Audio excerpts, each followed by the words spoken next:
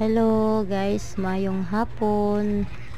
Manglimpyo na sa daay ko sa amo ang salo guys, kay ang floor mat perti na yung abuga. Kay tungod sa sige trabaho diri sa karsada na si buldos manang abog mo at bog diri sa amoa. Nya kinahanglan gyud ako bagnusan kay ang bata ra ba kay magsige ka man kamang sa salog. Akong gi sabunan guys, ikaduha na ni na akong bagnos.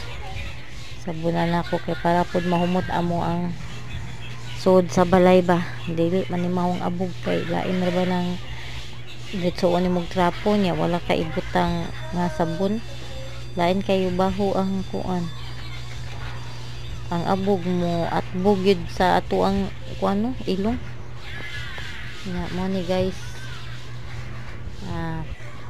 Karon pagyud nako nabalikan og lampaso ning salog kay busy sa trabaho.